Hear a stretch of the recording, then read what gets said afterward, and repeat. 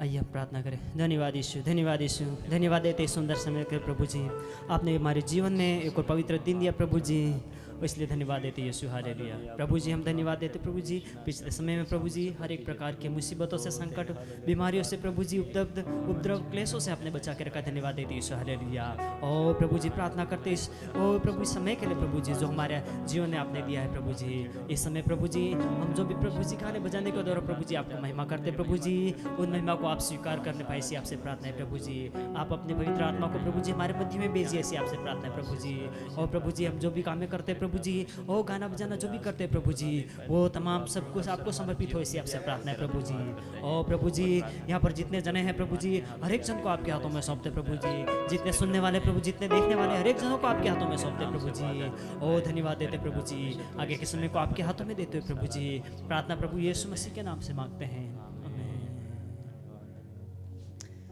आइए हम बागड़ी गीत गाकर परमेश्वर की महिमा करेंगे। गीत के बोल इस प्रकार है, नजारी नजारी रे तारण वाला नजारी।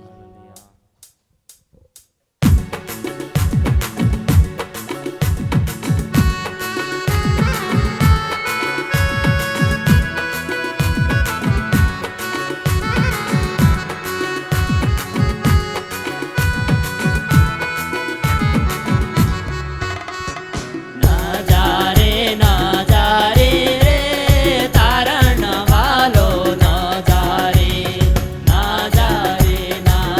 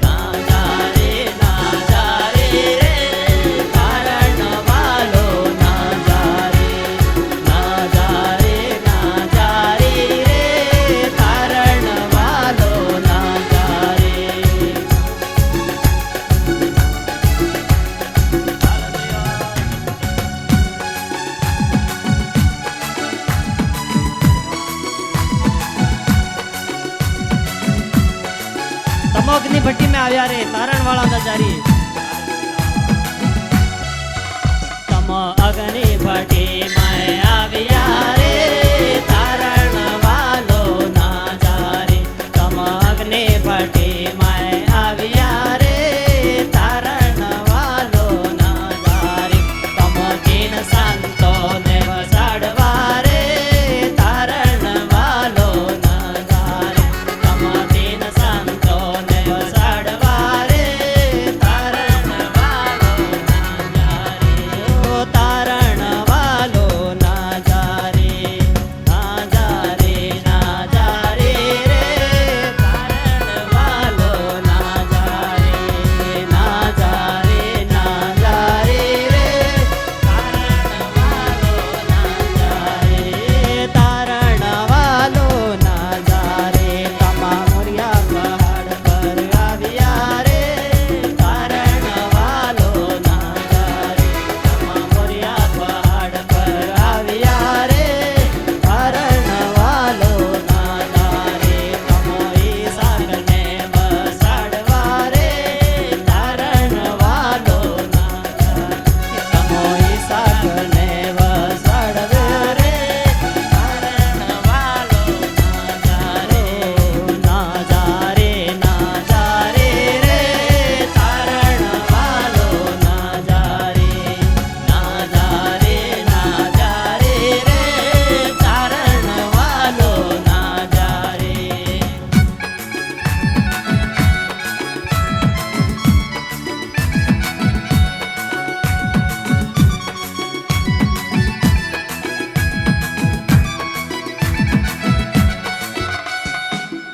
જારે ના જારે રે તારણ વાલો ના જારે ના જારે ના જારે રે તારણ વાલો ના જારે તમો ભર દરિયામાં આવ્યા રે તારણ વાલો ના જારે તમો ભર દરિયામાં આવ્યા રે તારણ વાલો ના જારે તમ સંતોને વસાડવા રે તારણ વાલો ના જારે તમ સંતોને વસાડવા રે તારણ વાલો ના જારે તારણ વાલો ના જારે ના જારે ના જારે રે તારણ વાલો ના જારે ના જારે ના જારે રે તારણ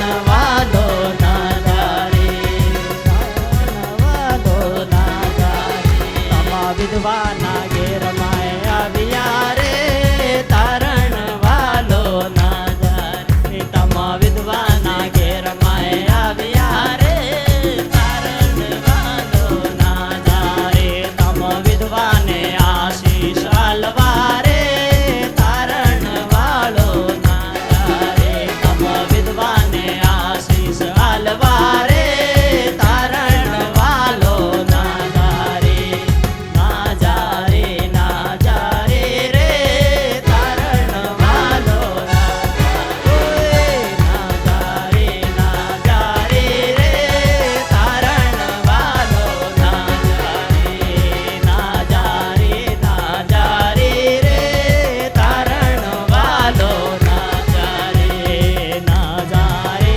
ના જારે રે તારણ વાલો ના જારે તારણ વાલો ના જારે તારણ વાલો ના જારે તારણ વાલો ના જારે તારણ વાલો ના જારે હાલેલુયા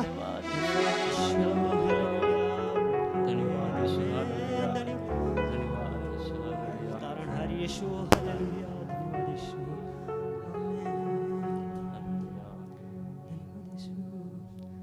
आइए हम एक और गीत गाकर परमेश्वर की महिमा करेंगे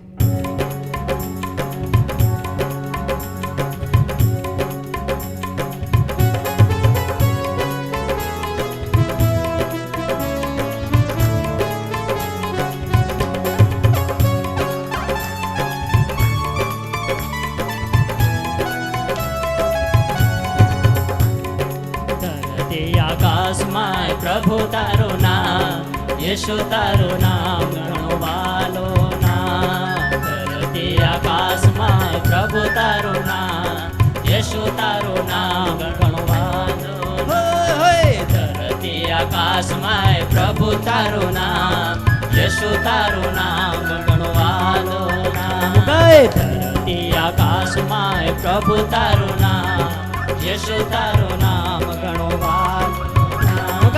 યેશુ તારા નામમાં આનંદ મળે, આનંદ મળે ઘણો વાલો નામ.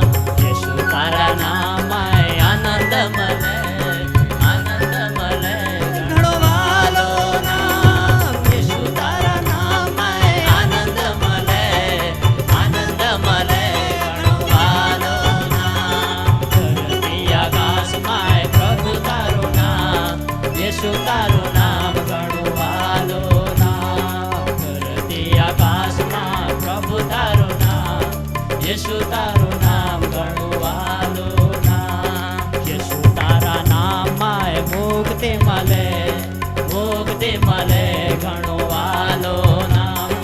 યેશુ તારા નામમાં મુક્તિ મળે, મુક્તિ મળે ઘણું વાલું નામ. જય તાલી. યેશુ તારા નામમાં મુક્તિ મળે, યેશુ તારા નામમાં આનંદ મળે. તાલી બજાય મિલકે.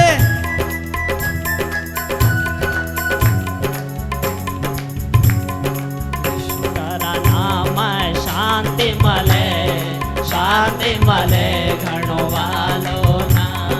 યેશુ તારા નામમાં શાંતિ મળે, શાંતિ મળે ઘણો વાલો નામ. યેશુ તારા નામમાં શાંતિ મળે, શાંતિ મળે ઘણો વાલો નામ. યેશુ તારા નામમાં શાંતિ મળે, શાંતિ મળે ઘણો વાલો નામ. યેશુ તારા નામમાં જીવન મળે, જીવન મળે ઘણો વાલો નામ. યેશુ તારા નામમાં જીવન મળે, જીવન મળે ઘણો વાલો નામ. જય તાલી. यीशु तारा नाम में जीवन मिले और यीशु तारा नाम में ही शक्ति मिले, इसलिए मिलकर ताली बजाते हुए गाए.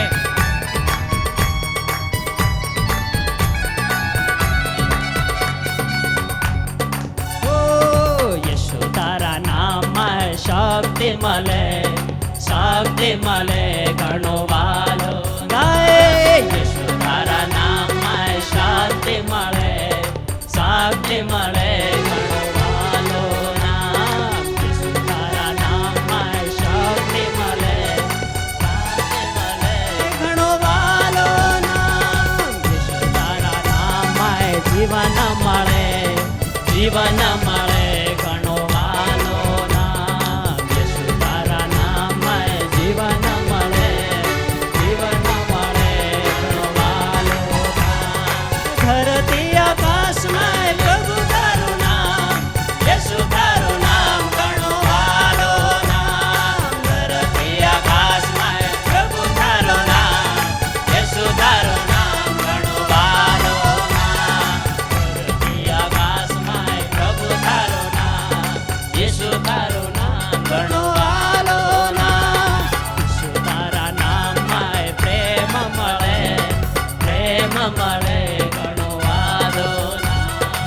યેશુ તારા નામ में પ્રેમ મળે, પ્રેમ મળે ઘણો વાલો નામ. યેશુ તારા નામ में પ્રેમ મળે, પ્રેમ મળે ઘણો વાલો નામ. યેશુ તારા નામ में પ્રેમ મળે, પ્રેમ મળે ઘણો વાલો નામ. गाए मिलके यीशु तारा नाम में प्रेम મળે, यीशु तारा नाम में ही संगय મળે.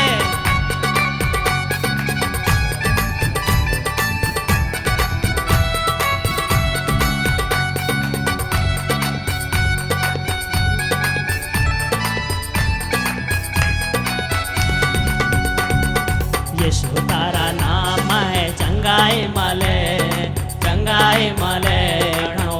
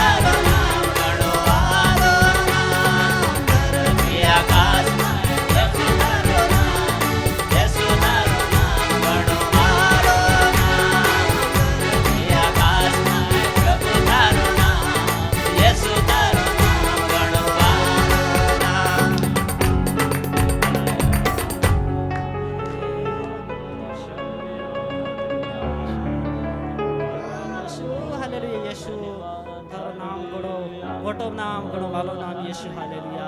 आपका नाम बहुत बड़ा है प्रभु जी, ओ धरती और आकाश पे प्रभु जी, ओ आपका नाम ही सबसे बड़ा है प्रभु जी। चंगाई देने वाला, छुटकारे देने वाला प्रभु जी, अंधों को दिखाने वाला केवल और केवल एक ही नाम है। धन्यवाद यीशु।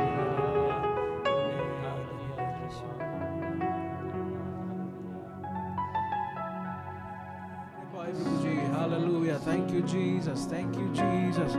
Thank you, Jesus. Thank you, Jesus. Hallelujah. तेरा धन्यवाद हो।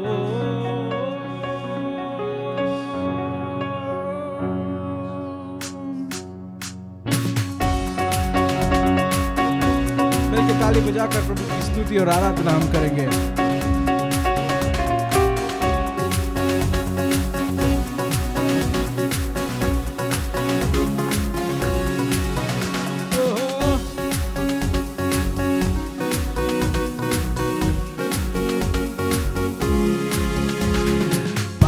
से मुक्ति दिलाई तुझे, हाँ वो यीशु लहू है। धोकर पवित्र बनाए तुझे, हाँ वो यीशु लहू है। मसीह के करीब जो ले आए तुझे, हाँ वो यीशु लहू है।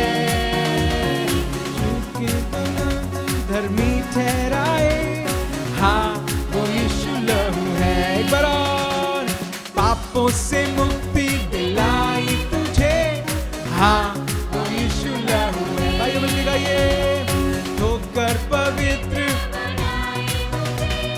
हाँ वो यीशु लहू है। मसीह के हाँ वो यीशु लहू है। क्रोध से बचाकर धर्मी ठहराए, हाँ वो यीशु लहू है। यीशु लहू और कुछ भी नहीं, बहता लहू और कुछ भी नहीं। यीशु लहू और कुछ भी नहीं,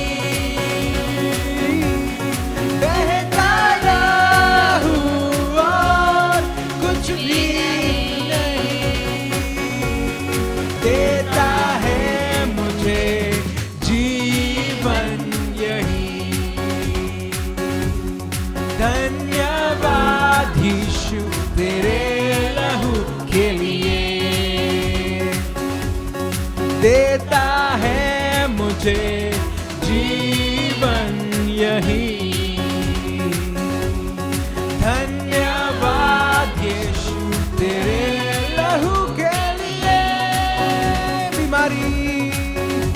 बीमारी से चंगा करता वो तुझे, हाँ वो यीशु लहू है।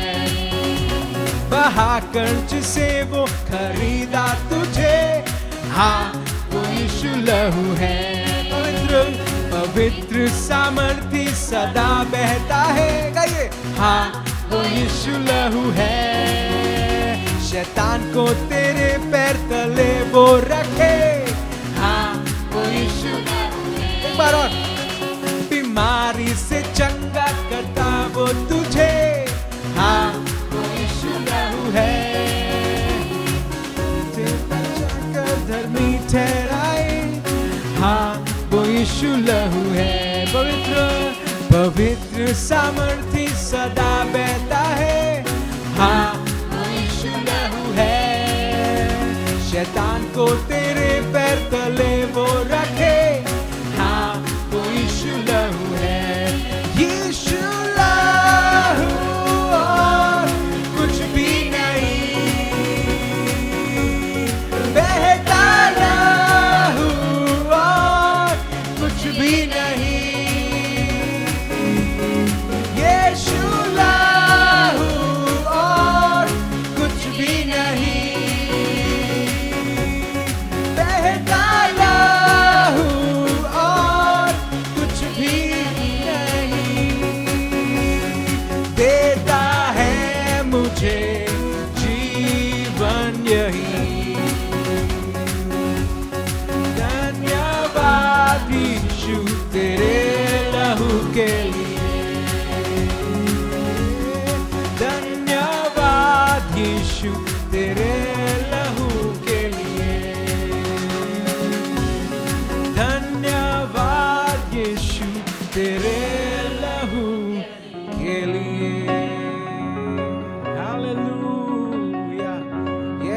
संगीतकार बिल्कुल सही कहता है कि पापों से मुक्ति दिलाने वाला प्रभु यीशु, वो पाप से हमको धो सकता है, हमारे रोगों से हमको छुड़ा सकता है। प्रभु कितना महान है। हालेलुया।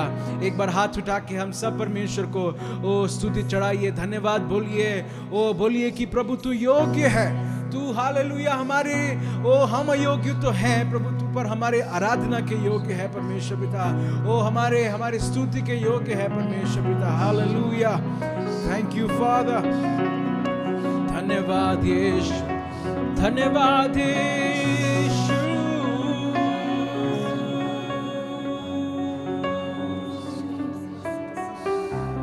Thank you Jesus. तू है योग्य, तू है योग्य।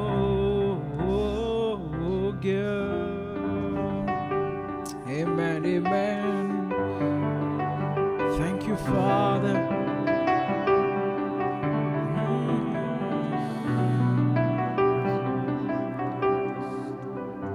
आते हैं तेरे पास सर झुकाए हम,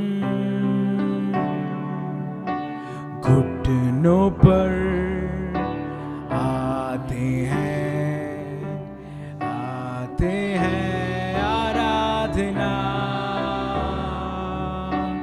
आते हैं तेरे पास सर झुकाए हम,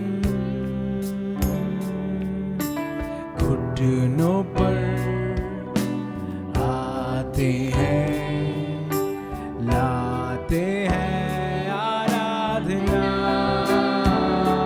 तू है योग्य, योग्य, योग्य प्रभु,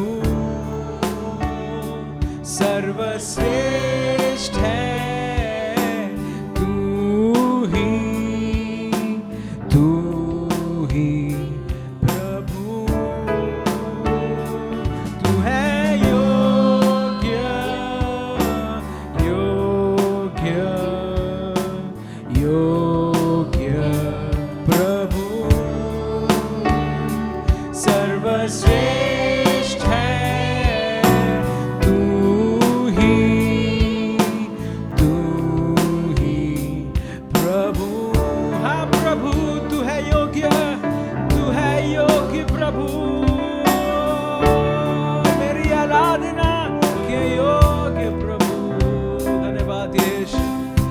मेरे देश के ऊपर परमेश्वर आपकी असीम अनुग्रह थी प्रभु, वो हम प्रार्थना करते हैं, हम ये धन्यवाद में कहते हैं तू योग्य है, तू योग्य है। हालेलुया। ये मेरी प्रार्थना बाखरू से भर दे मुझे, विनती है ये मेरी, तेरे लहू से शुद्ध कर दे मुझे। तू है योग्य, योग्य, योग्य प्रभु, सर्वश्रेष्ठ है तू ही प्रभु। Yes Lord, तू है योग्य, योग्य, योग्य प्रभु। विश्वास में गाते हैं सर्वश्रेष्ठ है तू ही प्रभु।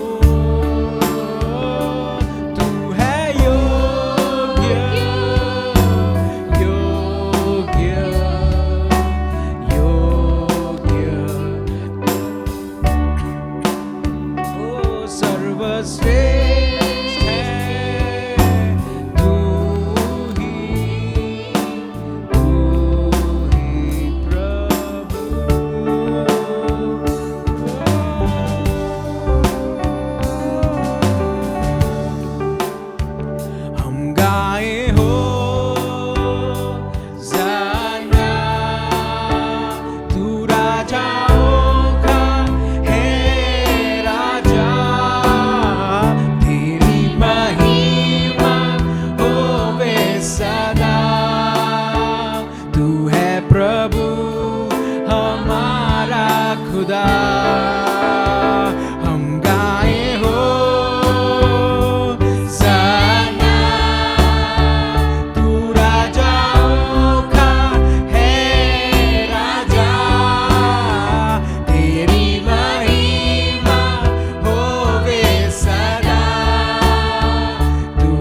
प्रभु हमारा खुदा यीशु मसीह, तेरे जैसा है कोई नहीं, तेरे चरणों में झुके आसमान और महिमा गाए ज़मीन। यीशु मसीह, तेरे जैसा है कोई नहीं, तेरे चरणों में झुके आसमान और महिमा गाए। हाथ उठाकर हम गाए हो सना, तू राजाओं का है राजा, तेरी महिमा होवे सदा। तू है प्रभु हमारा, एक बार और हम गाए हो सना, तू राजाओं का है राजा, तेरी महिमा होवे सदा।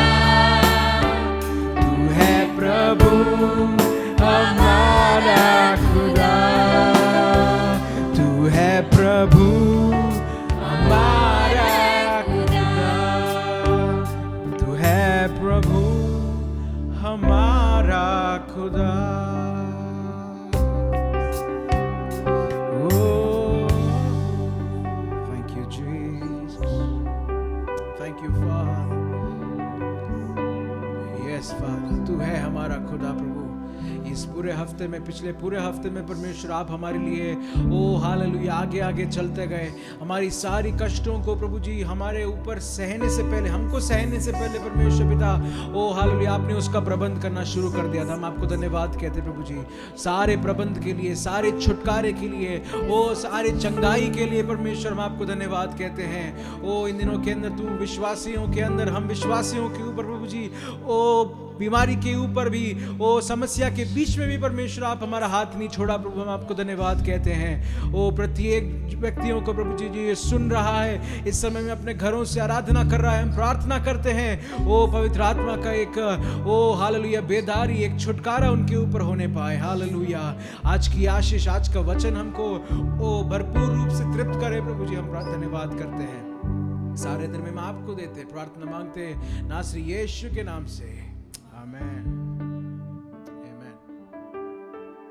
Hallelujah hallelujah. परमेश्वर ने हमें अवसर दिया कि एक बार फिर से रविवार में परमेश्वर ने हमें आराधना करने के लिए मौका दिया। हम अभी प्रभु की आराधना कर रहे थे, अपनी भाषाओं में हम गीत गा रहे थे और प्रभु से हम आशीष पा रहे थे। अब ये समय है कि हम परमेश्वर को और जो जीवित कलाम हमको दिया है उस वचन को हम पढ़ने जा रहे हैं। तो अभी हम अपने अपने स्थानों में, आप लोग जहाँ भी हो अपने स्थानों में खड़े हो जाए और परमेश्वर का जो जीवित कलाम हमें दिया गया है उस कलाम को हम पढ़ने जा रहे हैं। तो आज हम भजन संहिता की पुस्तक से पढ़ेंगे, उसका 48वां अध्याय, उसका 1 से लगाकर 10 तक मैं पढ़ूंगा। आप मेरे पीछे पीछे पहुँच सकते हैं। तो हम प्रभु ईश्वर का वचन को पढ़े। हमारे परमेश्वर के नगर में और अपने पवित्र पर्वत पर यहोवा महान और अति स्तुति के योग्य है। सिय्योन पर्वत ऊंचाई में सुंदर और सारी पृथ्वी के हर्ष का कारण है। राजाधिराज का नगर उत्तरी सिरे पर है। उसके महलों में परमेश्वर ऊंचा गढ़ माना गया है। क्योंकि देखो राजा लोग इकट्ठे हुए, वे एक संग आगे बढ़ गए। उन्होंने अपने आप ही देखा और देखते ही विस्मित हुए। वे घबराकर भाग गए। वह कपकपी ने उनको आ पकड़ा और जैसे किसी पीड़ा उन्हें होने लगी तो पूरी वायु से तरसीस के जहाज़ को तोड़ डालता है। सेनाओं के यहोवा के नगर में,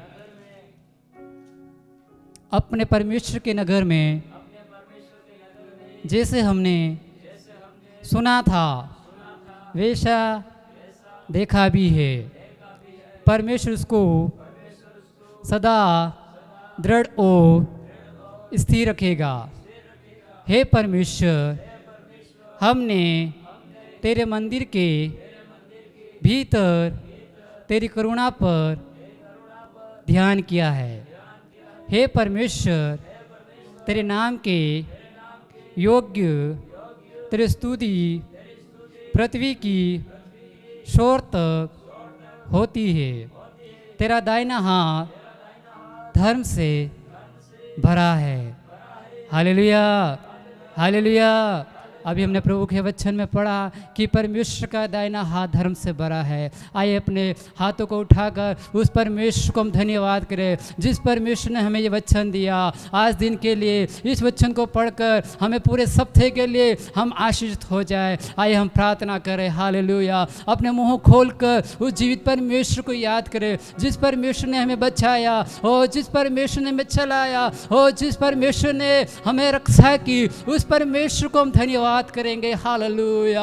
हो अपने अपने मुंह खोलकर एक क्षण हम उस महान परमेश्वर को हम धन्यवाद करें। हो हालेलुया, हो हालेलुया, हालेलुया। हो धन्यवाद यीशु, धन्यवाद यीशु। हो प्रभु जी, आपके नाम को हम धन्यवाद करते परमेश्वर पिता। प्रभु जी, आपने हमें हो ये पवित्र कलम दिया परमेश्वर पिता, आगे वचनों को पढ़ने के लिए परमेश्वर पिता। आपने हमें अवसर दिया परमेश्वर पिता। हो कई लोग चाहते थे इस वचन को पढ़ने के लिए, लेकिन परमेश्वर को नहीं मिल पाया परमेश्वर पिता। आपकी ये महान करुणा है परमेश्वर पिता, हो जो आपकी महान दया है परमेश्वर पिता। हम धन्यवाद करते हैं परमेश्वर पिता। हालेलुया। हो खुदा ने यीशु राजा, आपको वचन को पढ़कर परमेश्वर पिता हमारे जीवन में परमेश्वर पिता हम आशीषित हो जाए परमेश्वर पिता। हालेलुया।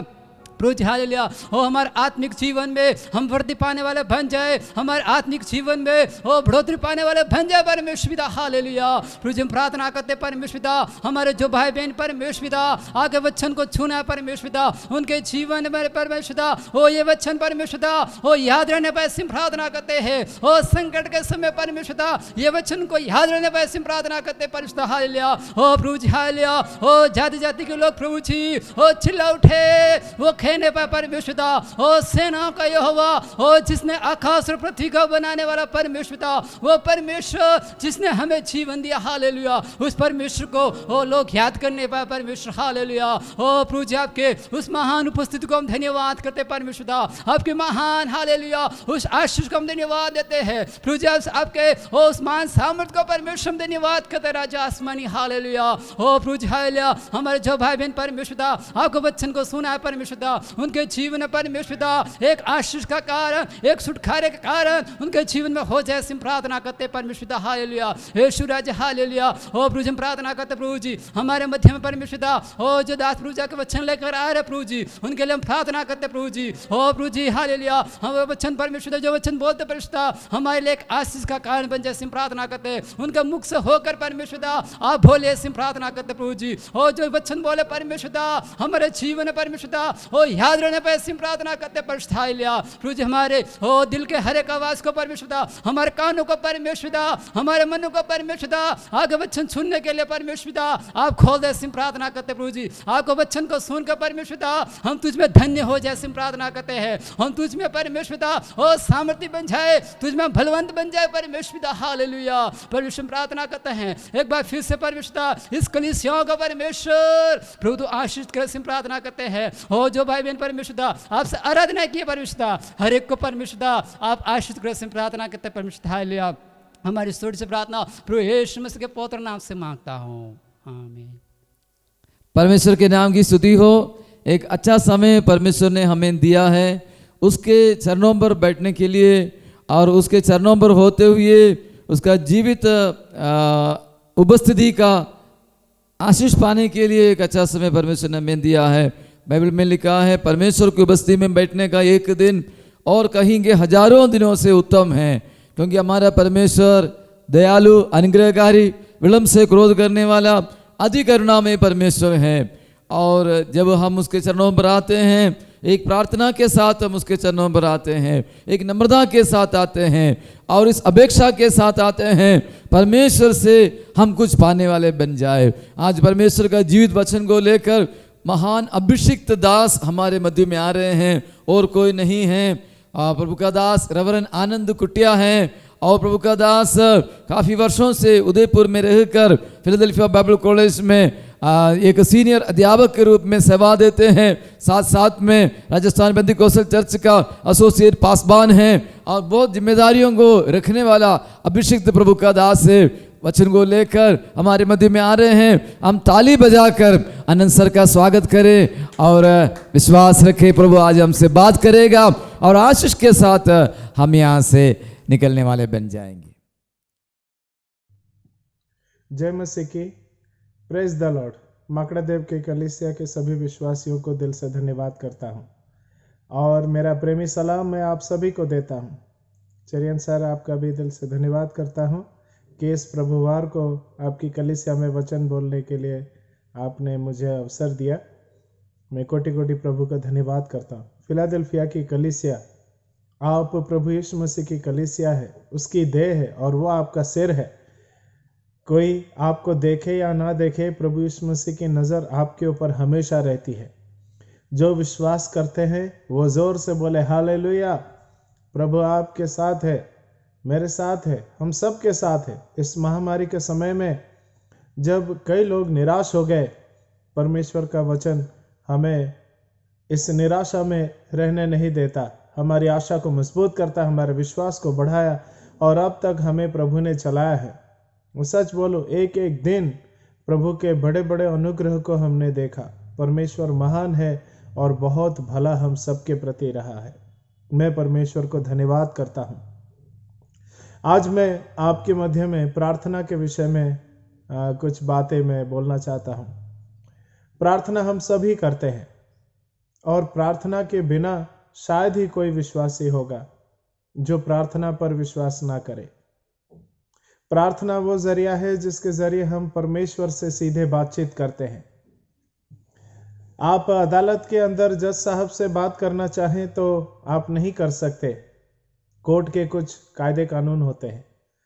आपकी ओर से आपका वकील अदालत में जज साहब से बात करता है, क्योंकि उसे मालूम है कोर्ट के अंदर कौन सी भाषा को बोलना चाहिए, अपने मुवक्किल के लिए कैसे वकालत करना है, उसकी ओर से कैसे जज साहब को दलीलें पेश करना है, एक वकील को अच्छी तरह से मालूम होता है। ठीक उसी प्रकार परमेश्वर पिता के सामने सही रीति से प्रार्थना जो करते हैं उनकी प्रार्थना सुनी जाती है। बाइबल के कुछ उदाहरण आपके मध्य में आज मैं रखना चाहूँगा जिन्होंने इस प्रकार से प्रार्थना किया परमेश्वर के सामने कि उनकी प्रार्थना सुनी गई। मांगते बहुत लोग हैं, लेकिन कुछ ही लोगों के प्रार्थना का उत्तर आता है और जिनको प्रार्थना का जवाब नहीं मिलता वो बहुत निराश हो जाते हैं, उनका विश्वास कमज़ोर पड़ जाता है।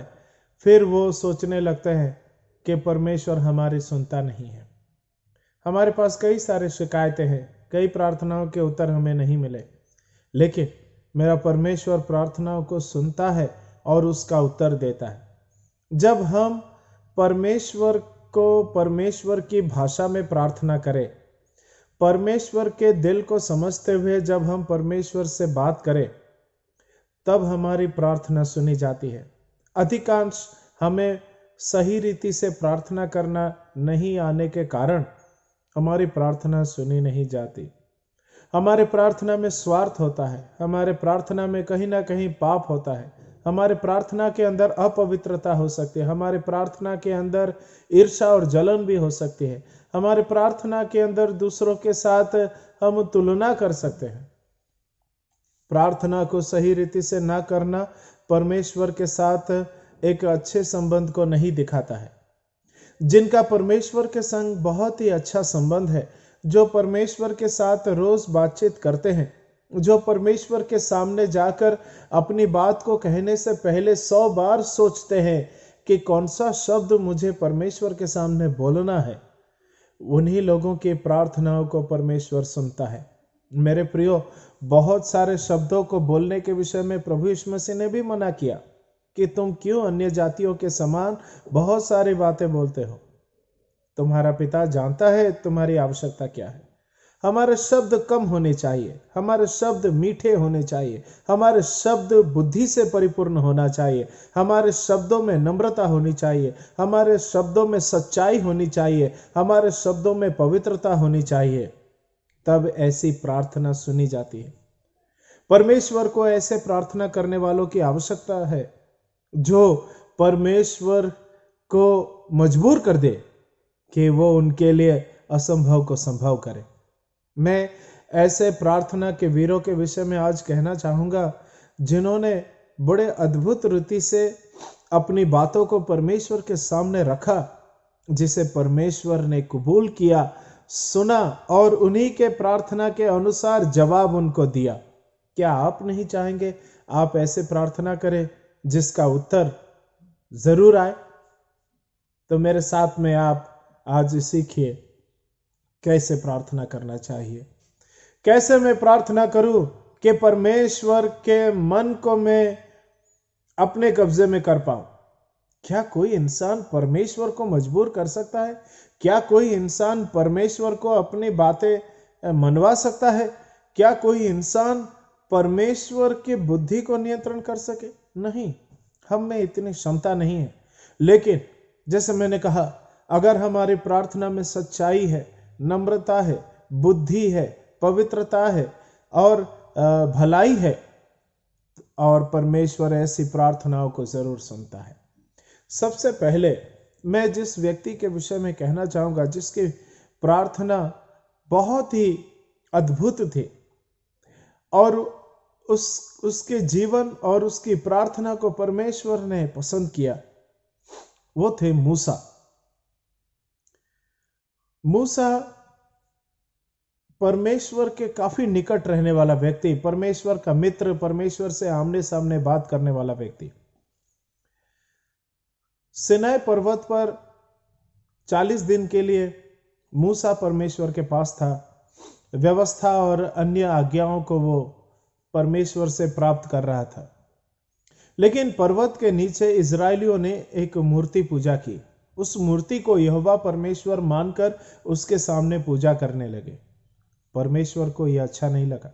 परमेश्वर क्रोधित हुए और साथ में मूसा भी क्रोधित हुए।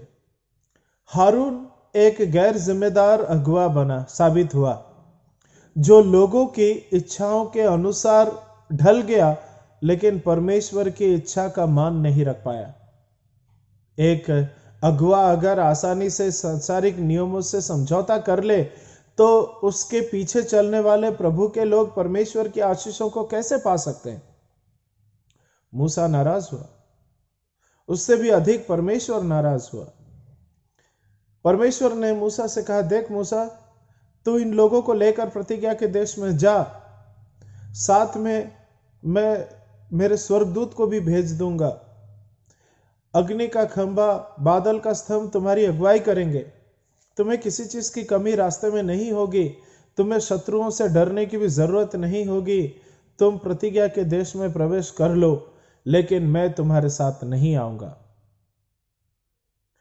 तब ऐसे एक हालात जब खड़ा हो गया कि परमेश्वर अपने लोगों के साथ आना नहीं चाहता, और उसने कहा, अगर मैं कहीं आ गया तुम्हारे साथ और मुझे क्रोध आ गया तो कहीं ऐसा ना हो कि रास्ते में मैं इन इस्राएलियों को मार डालूं। मेरे प्रियो, हमारे परमेश्वर को भी क्रोध आता है। यह सच है कि परमेश्वर प्रेम का परमेश्वर है, लेकिन उसे क्रोध भी आता है। जब उसका क्रोध भड़क उठता है तो उसके क्रोध को रोक पाना आसान नहीं है। लेकिन मूसा ही एकमात्र व्यक्ति था जो परमेश्वर के क्रोध को नियंत्रण कर लेता था और परमेश्वर के मन को बदल भी देता था। मूसा ने तो यहां तक कहा, परमेश्वर ऐसा ना करना कि तू अपने लोगों को यहां मरुस्थल में मार डाले, तो लोग क्या कहेंगे? मिस्री लोग तो यही कहेंगे, हमारे पास से छुड़ा के ले गए, लेकिन मरुस्थल निर्जन जगह पर उन्हें मार डाला उनके परमेश्वर ने। आपकी बदनामी होगी। ऐसा ना हो। मूसा ने कहा, परमेश्वर इन लोगों को तू दंड ना दे, भले ही मुझे मिटा दे, मुझे मार डाल और अपने क्रोध को शांत कर ले, पर इन लोगों को छोड़ दे, बख्श दे, क्षमा कर दे।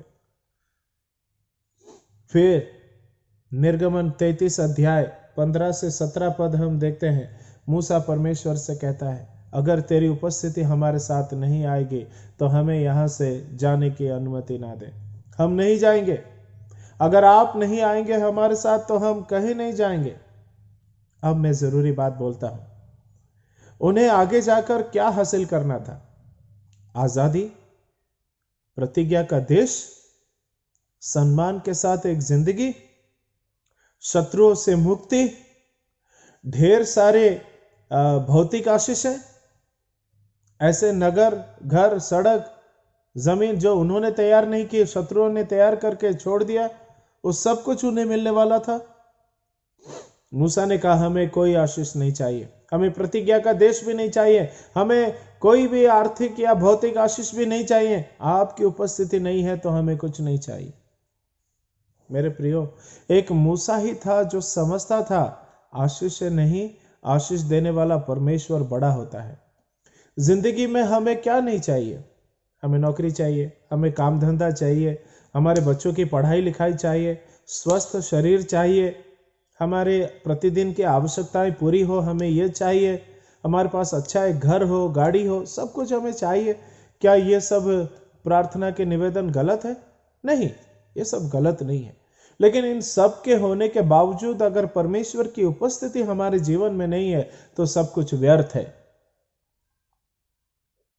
पौलुस ने प्रभु यीशु मसीह को अपने जीवन की उपलब्धियों से, आशीषों से, हर बात से ज्यादा कीमती समझा। ऐसे महान सेवक थे वो। ठीक उसी प्रकार प्रियो, मेरा परमेश्वर को आपको चुनना है, आपको परमेश्वर की उपस्थिति को ज्यादा चाहना है। ये कुछ इस प्रकार है जैसे अब्राहम से परमेश्वर ने कहा, जा अपने इकलौते पुत्र को मेरे लिए बलिदान कर, और अब्राहम तैयार हो गया उसी वायदे के संतान को जिसको परमेश्वर ने देने का वायदा किया था उसका बलिदान करने के लिए। चाकू उठा लिया था उसको बलि चढ़ाने के लिए, लेकिन सही समय पर परमेश्वर ने अब्राहम को रोक लिया। नहीं, रुक जा, अब मैंने जान लिया कि तू अपने बेटे से नहीं मुझसे ज्यादा प्रेम करता है। परमेश्वर हमें जब आशीष देने वाला होता है तो उससे पहले वो हमें परखता है कि क्या हम आशीषों के लोभी हैं या परमेश्वर के लोभी है। हमें परमेश्वर के लोभी होना है। लालची होना गलत बात है, लेकिन मैं कहता हूं सही है अगर हम परमेश्वर का लालच करते हैं, परमेश्वर की उपस्थिति का लालच करते हैं। मेरा परमेश्वर, अगर आप उसे पसंद करेंगे, उसे चाहेंगे, तो क्या अन्य सब बातें हमें नहीं मिलेगी? रोमियो की पत्री 8 अध्याय में संत पौलुस कहते हैं, जिस परमेश्वर ने अपने इकलौते पुत्र को हमारे लिए दे दिया कि वो हमारे लिए पूरा पूरा बलिदान हो जाए, तो क्या वो परमेश्वर अपने पुत्र के अलावा अन्य सब बातें हमें नहीं देगा? बिल्कुल, जिसने अपने इकलौते पुत्र को हमें दे दिया वो अन्य सभी बातें भी हमें देगा। लेकिन हमें आशीषों के ऊपर आंखें नहीं, अपने आशीष देने वाले परमेश्वर के ऊपर अपनी आंखें रखना है। अय्यूब के समान, जो बहुत धनवान था लेकिन वो परमेश्वर का भय मानने वाला व्यक्ति था, परमेश्वर से प्रेम करने वाला व्यक्ति था, परमेश्वर की आराधना करने वाला व्यक्ति था। इस लॉकडाउन में घबराइए नहीं, अभी तक आप और मैं जीवित है। यह इस बात का प्रमाण है कि हमारा परमेश्वर भी जिंदा है और उसका अनुग्रह हमारे ऊपर है। उस परमेश्वर को हमें चाहना है।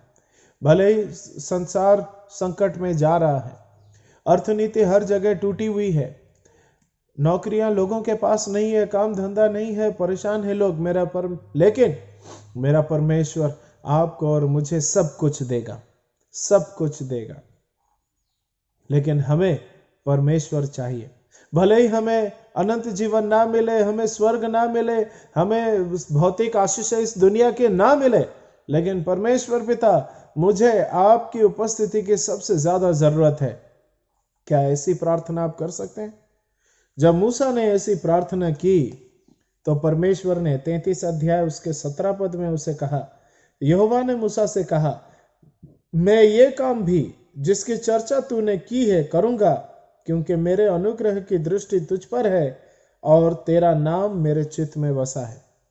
सारे संसार को प्राप्त करके अगर हम अपनी जगह परमेश्वर के हृदय से अगर गवा बैठे तो हमारा क्या लाभ है? लेकिन मेरे पास पूरा संसार की दौलत नहीं है, धन दौलत नहीं है, कुछ नहीं है, मेरा हाथ खाली, मेरा घर खाली, लेकिन मेरे दिल, परमेश्वर के दिल में अगर परमेश्वर ने मुझे जगह दी है तो मुझसे बड़ा दौलत वाला कोई नहीं।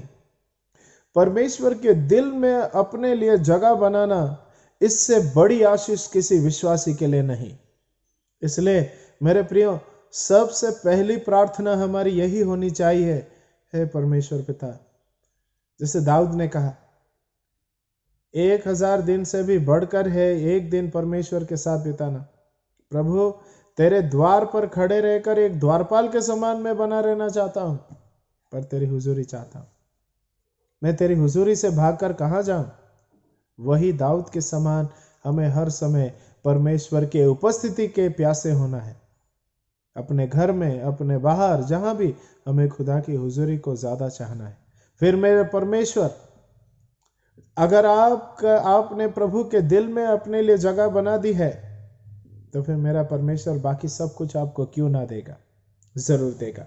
तो एक वकील के रूप में मूसा ने परमेश्वर के सामने परमेश्वर को भाए ऐसे अच्छे शब्दों के साथ अपनी बातों को प्रस्तुत किया।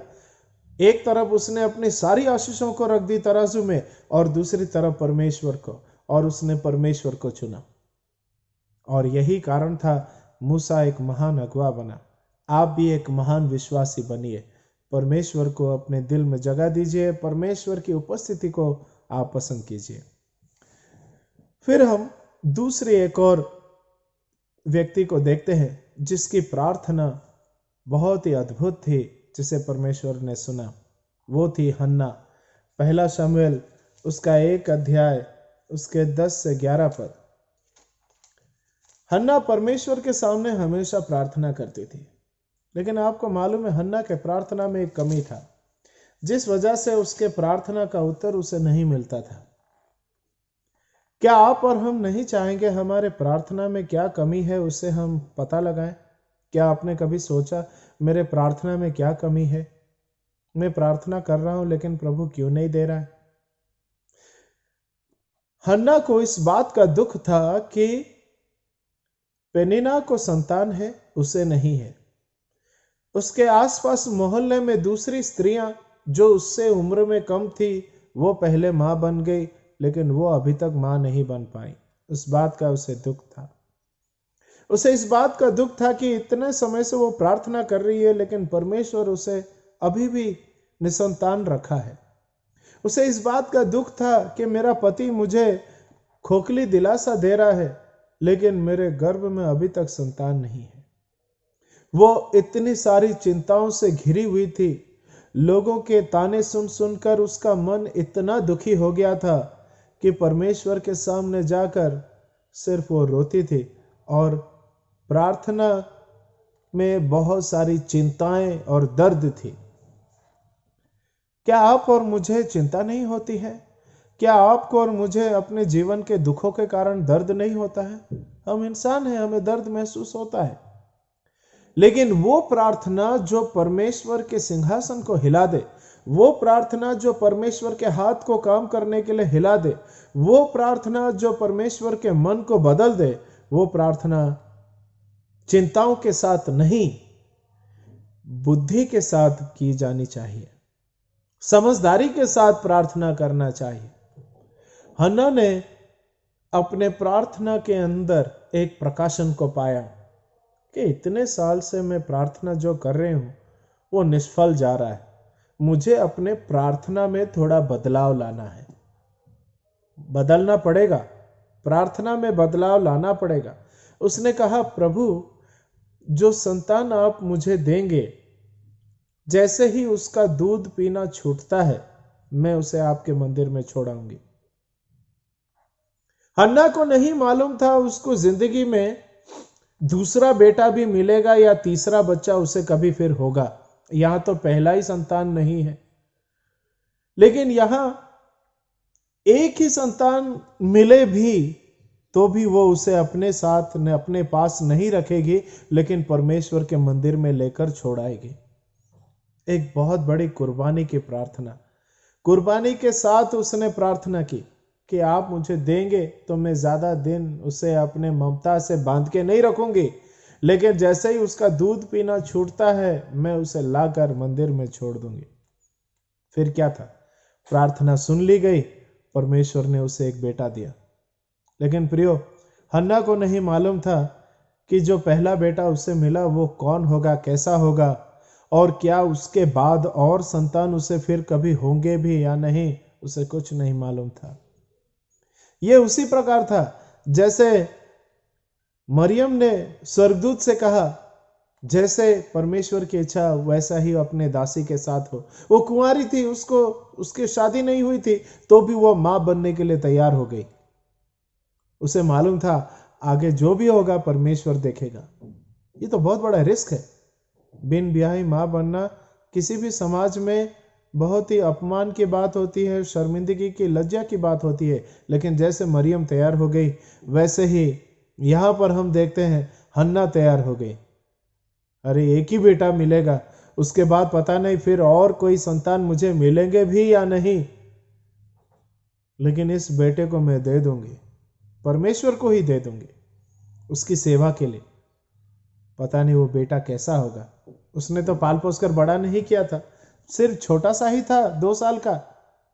ज्यादा से ज्यादा 2 साल तक ही तो बच्चों को माँ दूध पिलाती है, उसके बाद नहीं देते। बस उतना ही दिन रखा उसे। लेकिन उसे नहीं मालूम था, लेकिन परमेश्वर को मालूम था, ये लड़का, हन्ना का लड़का, देश का भविष्यवक्ता बनेगा, याजक बनेगा और एक न्यायी बनेगा। देखिए मेरे प्रियो, हन्ना का आखिरी बेटा नहीं था शमूएल। शमूएल के बाद उसे 5 संतान और मिले हैं। कितनी अद्भुत बात है। 6 बच्चों की मां बनी वो।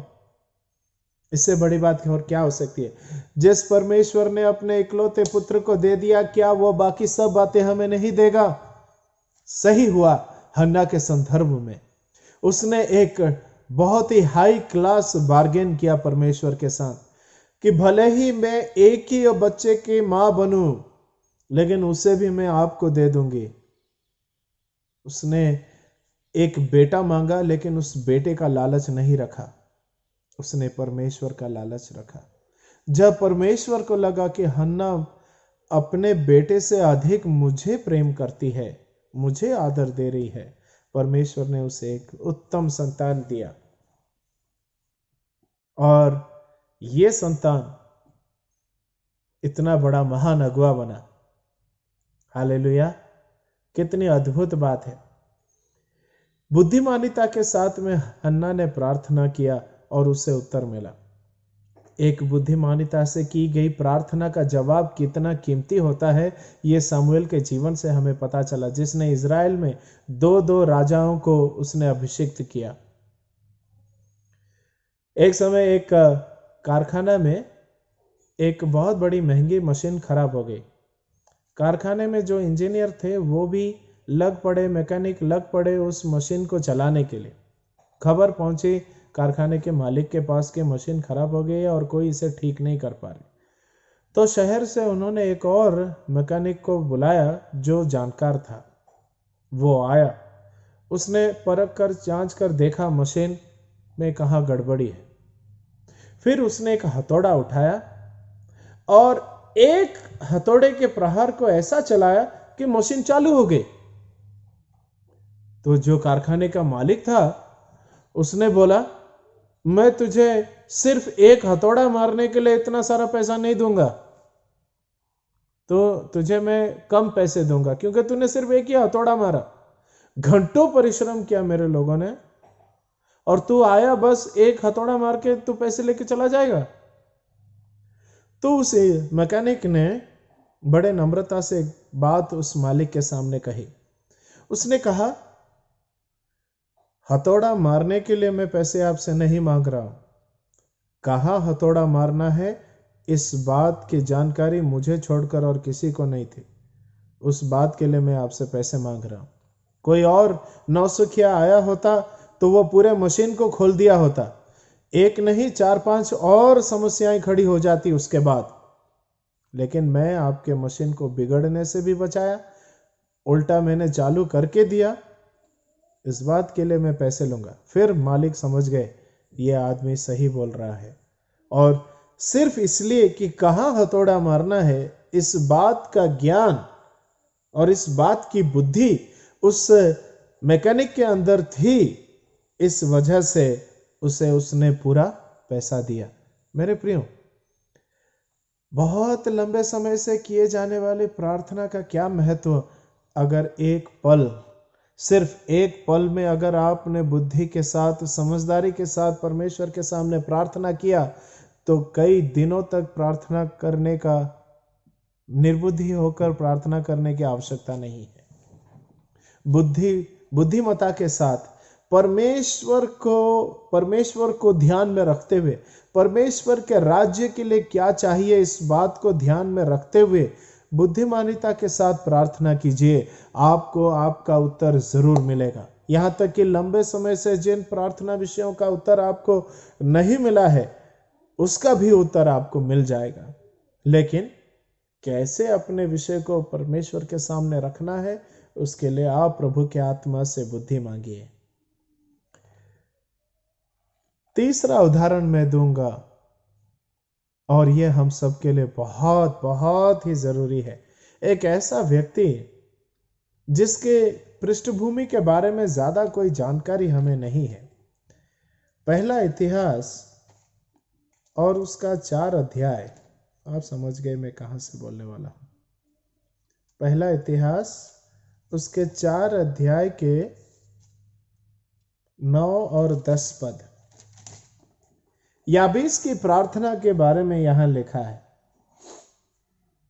याबेस अपने भाइयों से अधिक प्रतिष्ठित हुआ और उसकी माता ने यह कहकर उसका नाम याबेस रखा कि मैंने इसे पीड़ित होकर उत्पन्न किया। याबेस ने इज़राइल के परमेश्वर को यह कहकर पुकारा, भला होता कि तू मुझे सचमुच आशीष देता और मेरा देश बढ़ाता और तेरा हाथ मेरे साथ रहता और तू मुझे बुराई से ऐसा बचा रखता कि मैं उससे पीड़ित ना होता। और जो कुछ उसने मांगा वो परमेश्वर ने उसे दिया। याबेस जब भी याबेस को कोई बुलाता था, हे याबेस, हे याबेस, उसे इस बात को याद आ जाता होगा कि मेरे माँ ने मुझे बड़े दुख और पीड़ा के साथ जन्म दिया। उसके नाम के साथ उसकी जिंदगी की ट्रेजेडी जुड़ी हुई थी। उसके जीवन में, उसके परिवार में जो दुख और समस्याएं आई थी उसके जन्म होने के समय पर, वो हमेशा उसके नाम को पुकारे जाने के साथ उसे याद आती थी। जब भी कोई उसे याबेस बुलाता वो जरूर थोड़ी देर के लिए दुखी होता होगा कि मेरे वजह से मेरी माँ को बहुत दुख उठाना पड़ा, मेरे परिवार में दुख उठाना पड़ा।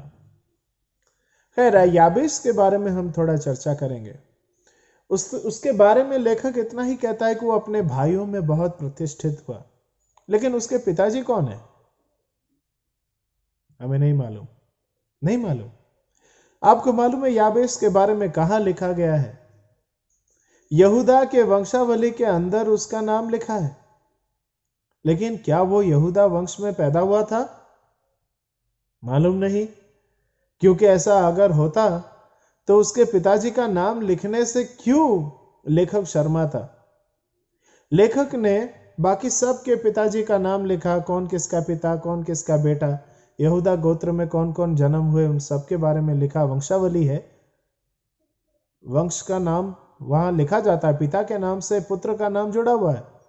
लेकिन यहां याबेस एक ऐसा व्यक्ति है जिसके पिता के बारे में कुछ नहीं लिखा गया।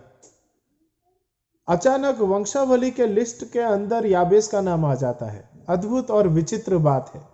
लेकिन लेखक को ऐसा लगा कि याबेस एक ऐसा व्यक्ति है जिसकी प्रार्थना परमेश्वर ने सुनी और उसकी तकदीर बदल गई। कुछ तो इंटरेस्ट था लेखक का इस याबेस के प्रति, जो उसे यहूदा के गोत्र में लिखा, जिस गोत्र में दाऊद और फिर प्रभु यीशु मसीह पैदा हुए। हमें नहीं मालूम परमेश्वर की आत्मा ने कैसे उसकी अगुवाई की कि वो याबेस के बारे में एक वंशावली लिस्ट के अंदर लिखे। ऐसा कोई लिखता नहीं है, लेकिन वहां याबेस के बारे में लिखा गया है, जो अपने आप में एक आश्चर्य की बात है। तो याबेस ने परमेश्वर से आशीष मांगी कि मेरे परिवार में बहुत दुख हमने देखे। पता नहीं वो क्या दुख थे, हो सकता है गरीबी हो, लाचारी हो, बीमारी हो, कोई बहुत बड़ी समस्या जो उस परिवार में हमेशा दुख देखा।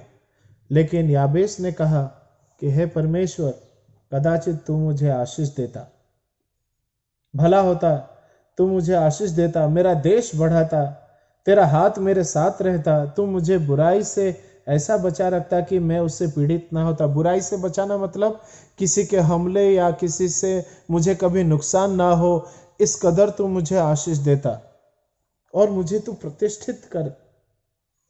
वो प्रतिष्ठित हुआ परमेश्वर के आशीष के कारण।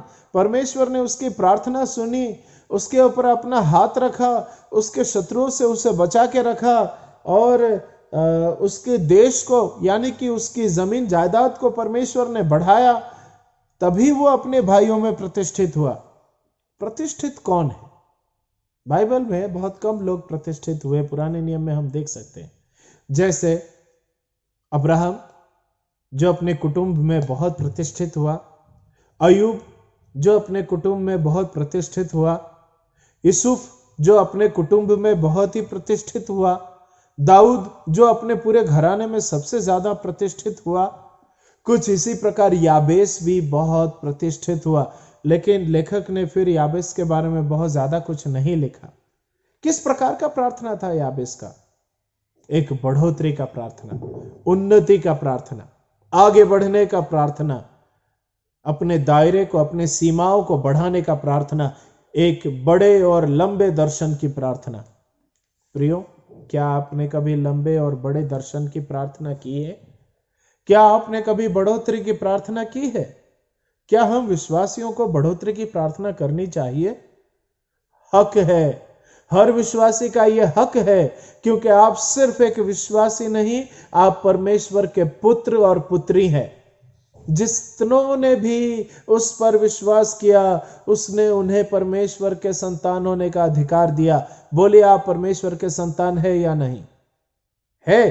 तो आपको बढ़ोतरी की प्रार्थना करनी चाहिए। आपके पास जमीन कम है, लेकिन ज्यादा जमीन के लिए क्यों प्रार्थना आज नहीं किया? आप एक जमींदार के यहाँ गुलामी करते रहे, उसी के यहाँ चाकरी करते रहे, आपका बेटा भी वही काम करेगा क्या? आपके बेटे के लिए बड़े सपने आपने क्यों नहीं देखा? आपने बढ़ोतरी के लिए क्यों प्रभु से नहीं प्रार्थना किया? जो है, जितना है, उसमें आप संतुष्ट हो गए। यहां याबेस की प्रार्थना में लालच नहीं था। वो अपने जीवन में बहुत दुखी और निराश था, तो भी उसने बढ़ोतरी का प्रार्थना किया परमेश्वर के सामने। और मैं ये विश्वास करता हूं, यहूदा के गोत्र में उसके नाम को लिखने के पीछे लेखक का एक बहुत बड़ा उद्देश्य था। जरूर याबेस अपने और अपने भाइयों के लिए, अपने और अन्य लोगों के लिए एक बहुत बड़ा आशीष का कारण बना। इसलिए उसने परमेश्वर को कहा, प्रभु मुझे एक बहुत बड़ा फैला हुआ बरगद का पेड़ बना, जिसके नीचे बहुत सारे लोग आश्रय पाए, आशीष पाए।